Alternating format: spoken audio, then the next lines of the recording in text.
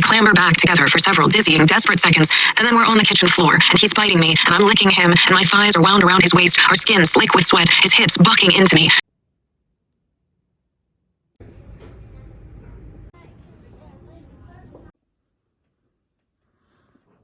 Hi.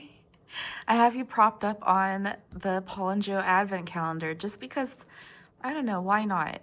I feel like vlogging, or at least a big part of vlogging, is like the typical holding the camera up with one hand and like you're talking like this, but I don't know, I'm too old to do that. I have to put you down. But it does still have to feel, you know, like spontaneous, at least a little bit more than my normal videos. Whatever, I'm figuring this out as it goes. So I finished Funny Story by Emily Henry. It's wonderful. I think all of the Emily Henry books that I've read have all been wonderful. Like, they've all felt super wholesome, they're cuddly. And I do think that it was a great, like, first book of December choice, since it does feel so cozy. It lifted my mood. You know, it's like an awe book that makes you go aw, aw, aw. You know, it makes you chuckle, it makes you giggle, it makes you kick your feet and salivate a little, I guess. There's like a detail in the book where the female protagonist makes food noises that sound sexual, that the male protagonist is very charmed by. As are we all. I liked Funny Story. The thing about Emily Henry books that I really enjoy are its overall like sweet, wholesome, positive, empowering message for women, especially in this one, because there's always, however subtle or front and center, the message of, and in this particular M. Hen, it is very front and center. M. Hen pushes the message of striving for independence over codependency, choosing to try to find happiness in yourself over being unhappy in a less than stellar relationship. Like, why waste your life? Let us, none of us, waste our lives. We do what we want. What else? Oh, as you saw in yesterday's Vlogmas, I spent time with my family. My grandfather-in-law is doing well. I've been married to my husband for 14 years now.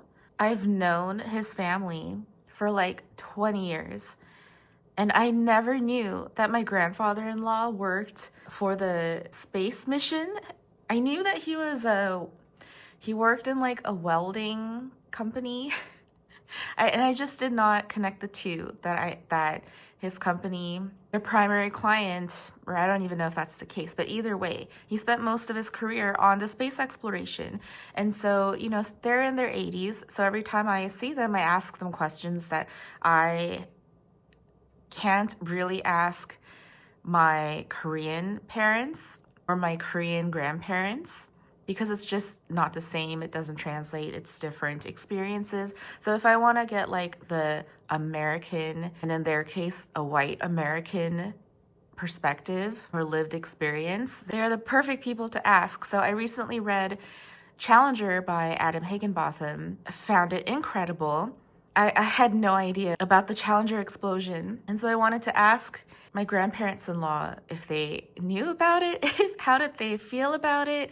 What do they think in general of, you know, the debate over spending money towards the space mission versus, you know, putting that money towards helping the impoverished. And that was when he told me that that was his whole career, that he worked on that. And it was just such a wonderful afternoon with good conversation, and after all these years, still getting to know each other and learning new things about each other. Yeah, he is an 85-year-old man from Mississippi, grew up very poor. Of course, I told him about the Rick Bragg books that I've read.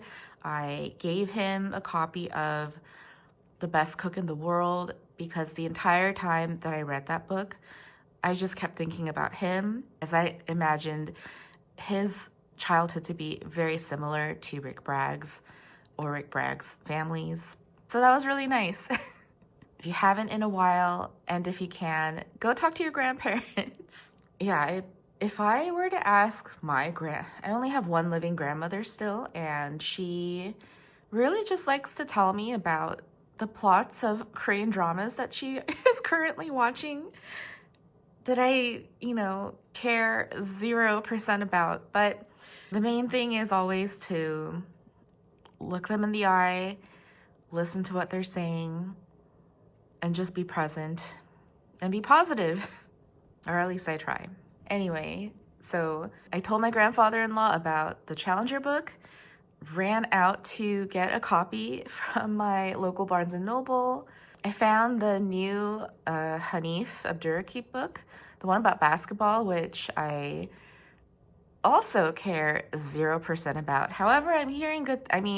I was so wowed by They Can't Kill Us Until They Kill Us. That's the title.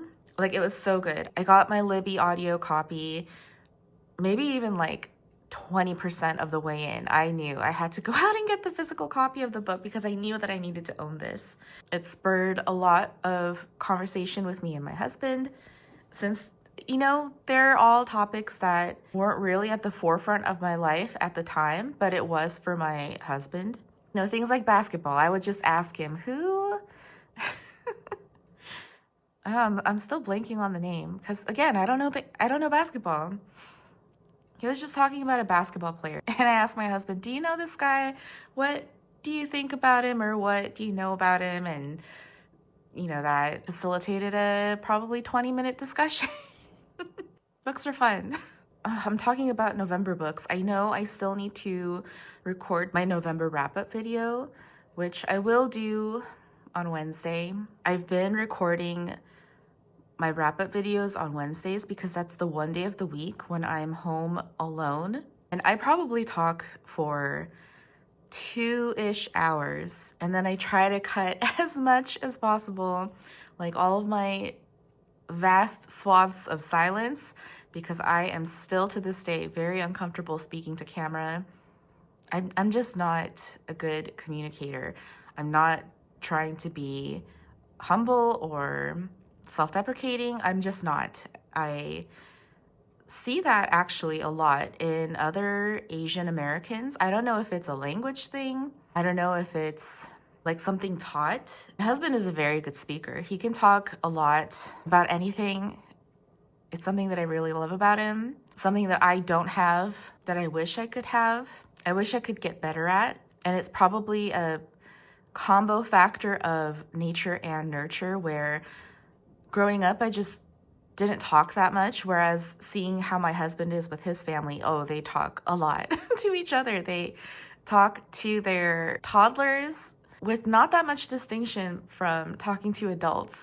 So that's the nurture part, right? That's the learned behavior if you're raised that way, to be a good communicator. Also, this is how I am if I'm speaking to camera without any notes in front of me. I tend to get way off topic and bounce around between different topics and ideas, but we'll roll with it. For the rest of the day, I think it's gonna be pretty low-key. Today's a Monday. I have to go pick up my son from school, do the Monday routine, homework, and then I think we're gonna watch the 90s kids movie, Harriet the Spy, because my son and I read Harriet the Spy by Louise what's her name? And that was a really enjoyable experience. Again, another book I need to speak on my wrap-up video. It's on Amazon Prime if anyone wants to know and wants to watch for themselves. And then I think I'm going to, watch Little Women since it's December. I say this a lot. Little Women used to be my annual December, or at least like the holiday season, cozy reread. I haven't done that in many years now. This is the first year that I'm trying to really cut down on my rereads. I feel like this year I acted as if I'm about to die tomorrow and I need to get in all the new books as possible. And perhaps that's why I've been, clocking in 12 to 16 books every month. Like I'm taking the life is short mantra a little too seriously as far as my reading has been going. So once again, this year I will not reread Little Women, but I will probably watch the Greta Gerwig Little Women.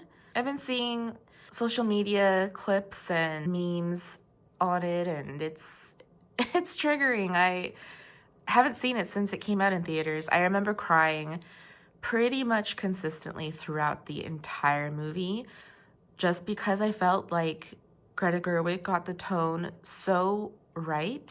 I love the 90s movie with Winona Ryder playing Jo. I think it was Lucy who said that she just wants to live in like that movie, which same.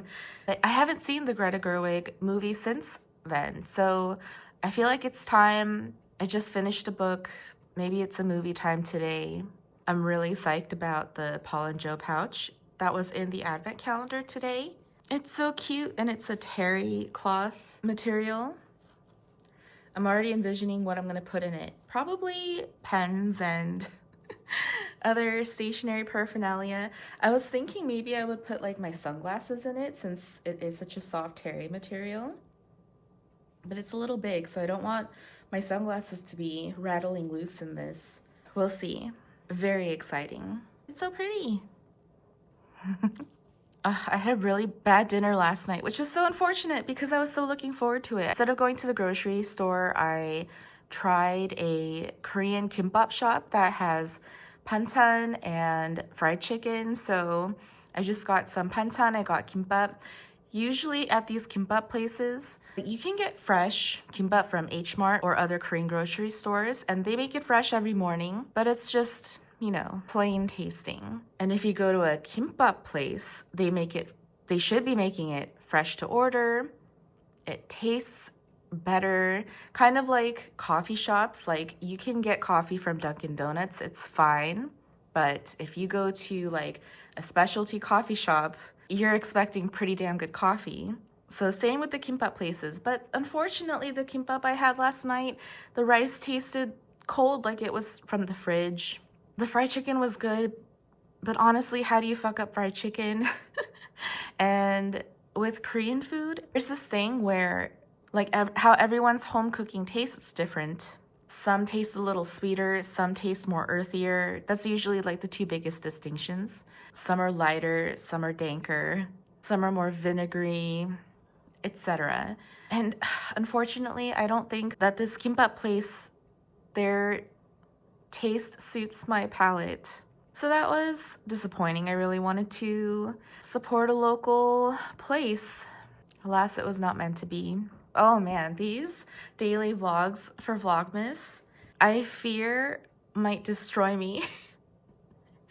I really have to give it up to people like Nathan, who, like, I know I'm like, Vlogmasing, yeah, good for me.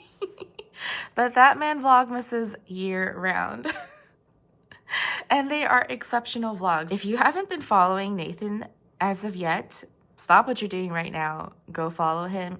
He has the most exceptional booktube vlog channel like ever. But yeah, I feel like I need to still find my rhythm.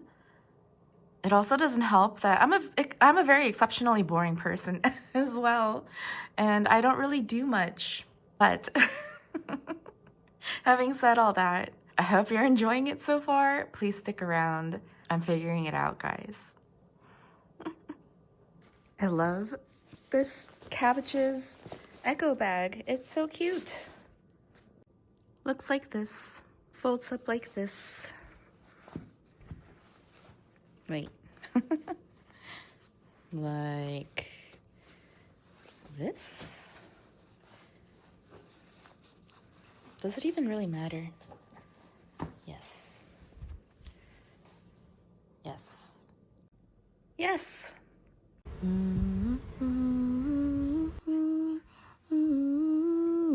want to sit at this table.